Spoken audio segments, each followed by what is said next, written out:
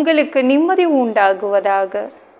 தேவனுடைய இரக்கங்கள் அதிகமாவதாக. தேவன் என்ன சொல்றாங்கன்னா, நான் சந்தோஷமும் மகிழ்ச்சியும் கேட்கும்படி செய்யும், அப்பொழுது நீர் நொறுக்கின எலும்புகள் களி கூறும். எங்க காதுல கொஞ்சம் சந்தோஷம், ஏதாவது ஒரு சந்தோஷம், சின்ன மகிழ்ச்சி அது மாதிரி சத்தம் கேட்டுச்சுன்னா அப்படியே மனசு உடஞ்சி போய் இருக்கிற மனசுக்கு சந்தோஷம் வரும் அப்படின்னு இந்த வசனம் சொல்லுதுங்க.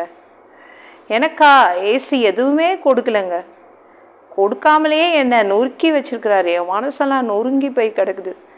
ஏசி எதுவுமே எனக்காக செய்யலை, என் குடும்பத்துக்காக செய்யலை. அதனால் என்னுடைய மனசு உடஞ்சி போய் கிடக்குது. இந்த வசனத்தில் இந்த சங்கீதத்தை எழுதினவர் சொல்கிறாரு, நம்ம மனசு உடஞ்சிருக்குன்றோல அவர் எலும்பு உடஞ்சி கிடக்குதுன்றாரு. என் எலும்பெல்லாம் நொறுங்கி கிடக்குது அப்படின்றாரு. அதனால் சந்தோஷத்தின் சத்தம் உங்களுக்கு கேட்க போகுது.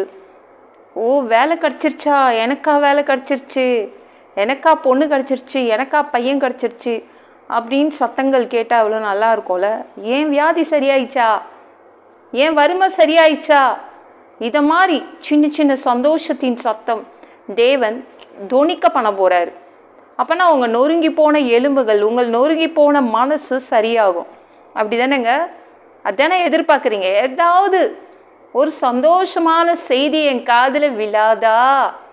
அப்படிதாங்க நாங்கள் தவம் இருந்து காத்துட்ருக்கேன். கேட்டுட்ருக்கீங்களே? தேவன் அதான் சொல்கிற, சந்தோஷமான செய்தியை அனுப்புகிறேன்.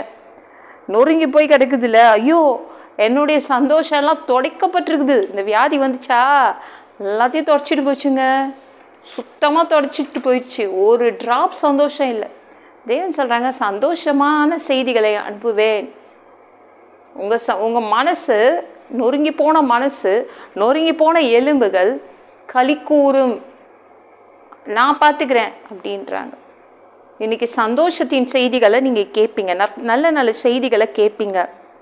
ஓகேங்களாங்க? கவலைப்படாதீங்க. ஆண்டவர் உங்கள் துடைத்து விட்ட உங்கள் சந்தோஷம் அப்படியே யாரோ தொடச்சி விட்ட மாதிரி இருக்குல்ல, அதெல்லாம் அவர் சரி பண்ணுறாரு. ஓகேங்களா?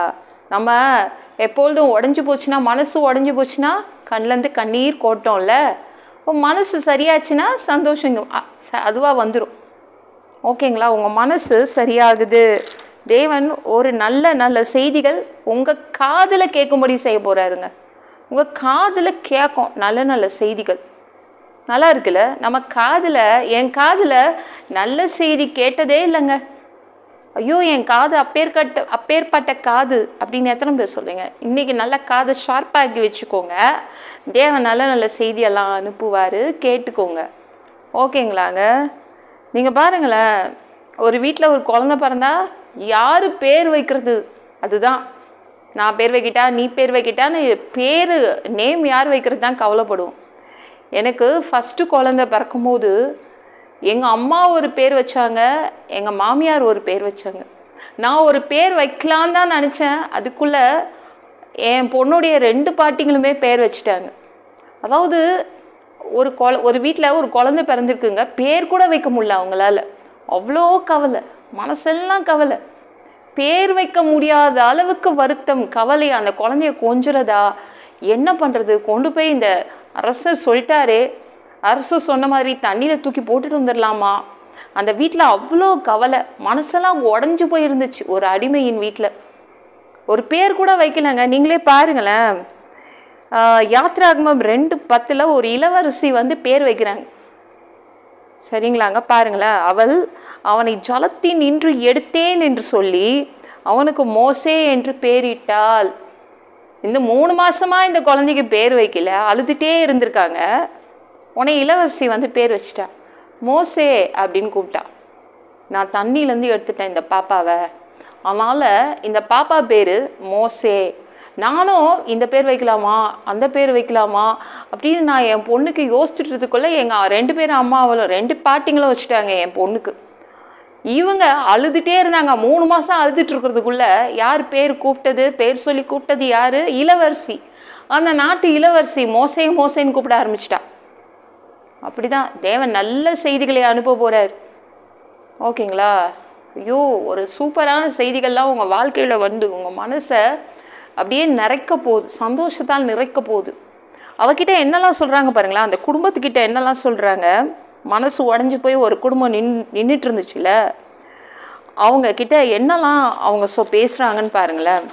யாத்ராகமம் 2:9 பார்வோனுடைய குமாரத்தி அவளை நோக்கி, நீ இந்த பிள்ளையை எடுத்து கொண்டு போய் அதை எனக்கு வளர்த்திடு, நான் உனக்கு சம்பளம் கொடுக்கிறேன். பெத்த குழந்தைய வளர்க்குறதுக்கு சம்பளம் கொடுக்குறா அந்த இளவரசி.